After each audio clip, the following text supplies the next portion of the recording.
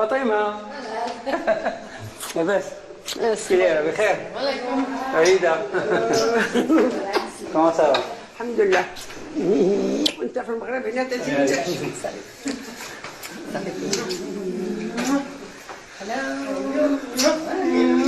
Bon, ne regarde pas mes photos anciennes. Là, j'avais 18 ans, je pense. J'étais déjà une année en Belgique. À l'époque, avoir une moustache, c'était bien.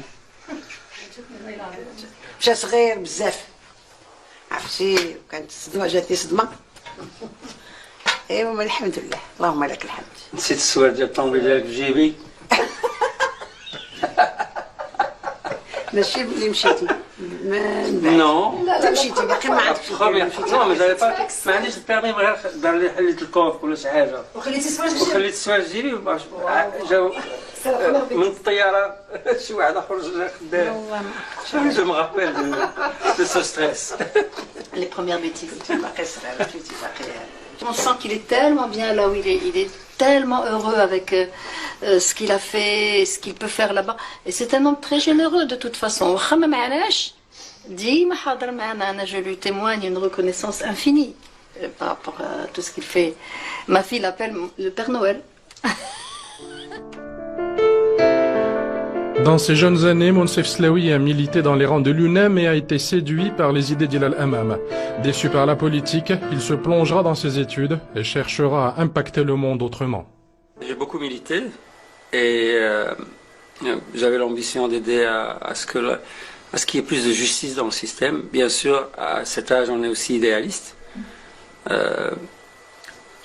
Fondamentalement, mes valeurs n'ont pas changé. Et puis quand j'étais gosse, mais bien sûr, ça c'est la perception évidemment d'un adolescent, je suppose. Et je trouve que à l'époque, j'avais l'impression que la distance entre nous et les pays plus développés était en fait moins grande qu'elle ne l'est aujourd'hui.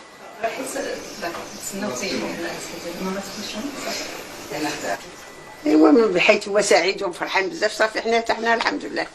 شو تيبغي الواحد يشوف غير وليداتو على خير وبخير وناجحين في اعمالهم وناجحين في حياتهم. هذا هو المراد. My parents they bought me a motorcycle when I was 12. Le séjour marocain du chercheur touche à sa fin avec un rendez-vous marquant organisé par la Chambre de commerce britannique au Maroc dans un grand hôtel de la métropole. Sa rencontre avec le public lors d'une conférence sur le Maroc, hub de l'innovation et de la recherche et développement. Un grand merci à nos partenaires. Un budget, dans la tête de tout le monde, c'est fait pour être dépensé. Et donc quand on donne un budget aux chercheurs, il est dépensé. J'ai banni le mot budget, j'ai introduit le mot investissement. Parce que quand on fait un investissement, on s'attend à un retour. On a une raison d'investir et on a un objectif. Et en deux mots, cette stratégie, introduite en 2006, s'est traduite à partir de l'année 2011 en GSK ayant chaque année depuis 2011 jusqu'en 2016 le plus grand nombre de nouveaux médicaments approuvés par la Food and Drug Administration de l'industrie chaque année. Et si on fait le total sur les 5 années, 24 nouveaux médicaments. Avec cette hypothèse qu'on a... Tout au long de son intervention, le scientifique est revenu sur les clés du succès de la structure qu'il a dirigée. Bonnes conditions de travail, culture de l'effort et créativité libérée. Ce sont les notes indispensables de la partition, avec un chef d'orchestre à l'écoute. Nous faisons des études cliniques ici. Ce que j'ai pris, c'est de l'optimisme et de l'énergie. J'ai appris vraiment qu'il y avait beaucoup d'idées, beaucoup d'énergie, beaucoup de commitment. Le momentum existe maintenant. Franchement, c'est différent d'avant. Ça, c'est ce que j'ai appris. Ce que j'ai appris avec moi, c'est la réflexion de comment puis-je réalistiquement aider. J'aime ce pays, j'ai envie de l'aider. Je dois trouver une approche qui est compatible avec toutes mes occupations et qui va permettre d'aider le pays. Donc, je suis quelqu'un qui est solution oriented et je vais trouver. Et puis, parfois au milieu, pas toujours, j'ai une idée et je sais qu'à la fin de ma course, je ne vais pas m'en rappeler. Parce que c'est extraordinaire. Après 10-15 minutes, la tête se vide, on est beaucoup plus créatif, on a beaucoup plus d'énergie mentale. Et alors j'ai des approches mémotechniques, c'est une des raisons pour lesquelles je connecte mon téléphone. Vous le prenez même en course avec vous? Oui, deux raisons. Parfois je dis quelque chose dedans pour me rappeler, mais aussi parce que j'ai une app qui mesure mes courses, combien d'énergie, tout ça. C'est ce qu'il appelle joindre l'utile à l'agréable. Aujourd'hui, l'éminent scientifique peut se permettre de travailler à partir de chez lui. Après des années passées dans les plus grands laboratoires de recherche européens et américains, et après avoir été aux commandes des secteurs de la recherche et du développement au sein d'un des plus grands opérateurs pharmaceutiques mondiaux, le Dr Slaoui réfléchit aujourd'hui à de nouveaux remèdes. Le traitement par impulsion électrique pour guérir l'asthme et le diabète notamment. Président de Galvani Bioelectronics, structure en charge des traitements du futur, le spécialiste en biologie moléculaire se veut confiant. Il essaie d'expliquer comment tout a commencé. Je me rends compte que plusieurs événements absolument en dehors de mon vouloir ont fait que ma trajectoire m'a amené à d'abord faire de la recherche biologique plutôt que de la médecine, puis faire de l'immunologie plutôt qu'autre chose, et puis aller aux États-Unis parce que ma copine allait aux États-Unis aussi. Une fois qu'on est en face d'une opportunité, certaines personnes les saisissent et d'autres ne les saisissent pas. Ça, c'est absolument clair. Et en fait, en fonction de cela, j'ai énormément dans ma vie, dans l'entreprise et en dehors. Un de mes objectifs toujours a été d'identifier les talents et de leur donner l'opportunité de faire quelque chose, de les mettre en situation. Et puis c'est à eux de faire. Parce que je sais très bien que le hasard, et puis parfois certaines personnes m'ont mis en situation. Et puis j'ai délivré là-dessus.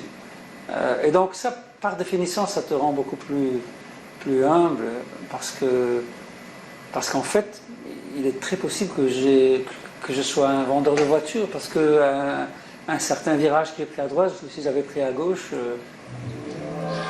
Mais les bienfaits de la providence et la politique des bons choix ne fonctionnent qu'avec une tête bien faite et une grande capacité de travail, ce dont ne manque pas le scientifique qui s'est épanoui dans la recherche médicale. Au point d'être honoré par un centre à son nom, le Centre Slaoui de recherche de vaccins. Basé à Rockville, dans le Maryland, c'est le 6e centre mondial de recherche et de développement d'un important groupe pharmaceutique mondial. D'une superficie de plusieurs dizaines d'hectares, le centre de recherche est hyper moderne. Hall spacieux, touches de verdure et sol en marbre fossile de la région d'Erfoud au Maroc.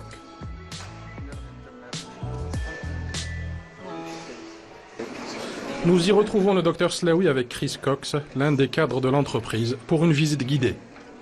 Un centre de recherche à votre nom, docteur. Ça vous fait quoi exactement? C'est émouvant. Mais bon, bien sûr, c'est le travail de plein de gens qui est représenté par ce centre de recherche. Mais bon, bien sûr, il y a une fierté associée et une émotion. Une belle reconnaissance. On arrive à garder les pieds sur terre quand même? Totalement.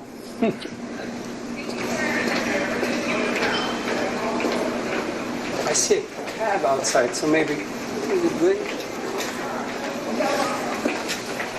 On va aller à l'étage, au 3e étage où se trouvent des bureaux ouverts. En fait, j'ai instauré depuis 2007, je pense, une politique de bureaux ouverts pour tout le monde, depuis la plus grande direction jusqu'au dernier employé, de manière à créer plus d'ambiance de transparence, de convivialité, mais aussi de travail d'équipe.